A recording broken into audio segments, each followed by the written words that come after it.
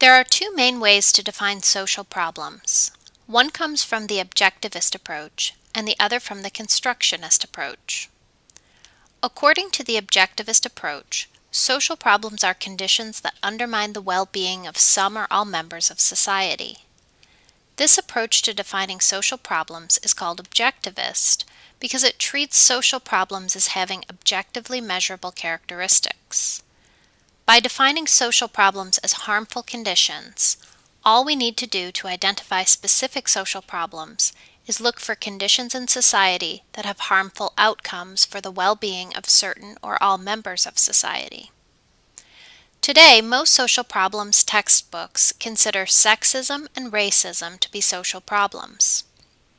Many would agree that discriminating against someone due to their gender or race undermines our sense of fairness and justice.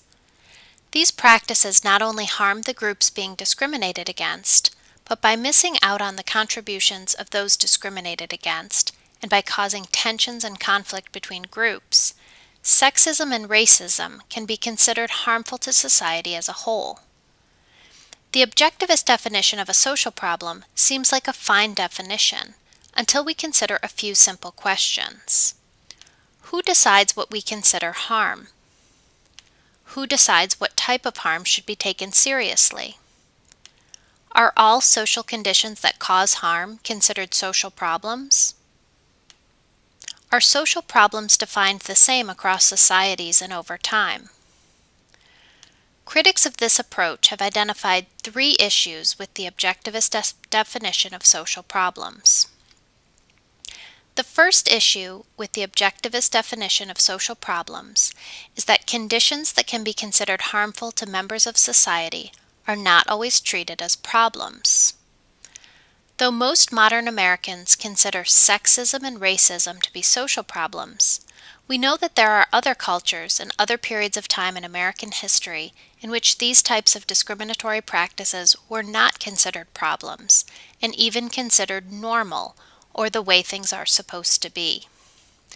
Also, studies have demonstrated that height discrimination is a common practice in our society. For example, when we control for other factors, it has been found that taller people are more likely to get hired and get promoted. Isn't this harmful in the same way that sex and race discrimination are? Shouldn't we consider heightism a social problem by objective standards?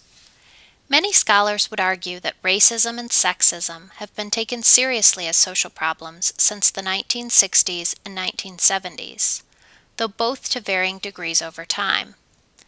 However, most, if not all, textbooks discussing social problems never consider heightism to be a social problem.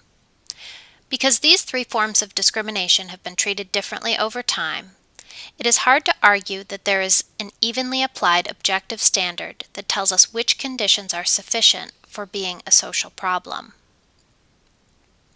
The second issue with the objectivist definition of a social problem is that people might disagree about why certain conditions are harmful and therefore a social problem. For example, many people argue that discrimination against those people that are considered overweight is causing harm in our society. However, others argue that an increased prevalence in obesity itself is the social problem causing health risks to those that are considered overweight and causing financial harm due to increased healthcare costs to society as a whole. Though both arguments define conditions related to weight as being part of a social problem, they make different claims about why being overweight is a social problem. One argues that discrimination against those being overweight is a problem, while the other argues that being overweight in and of itself is a social problem. The third and final issue with the objectivist definition of social problems is that it can be very vague.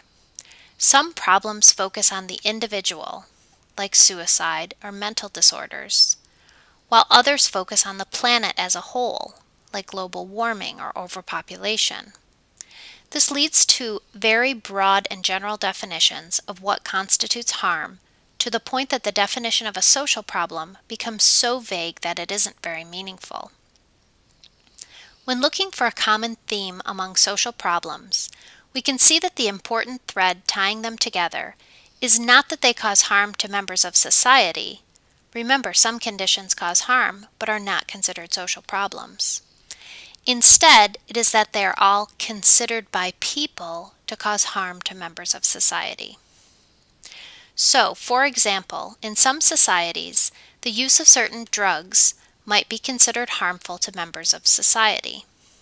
In these societies, the use of these drugs would be considered a social problem. In other societies, the use of the exact same drugs might be considered normal and natural.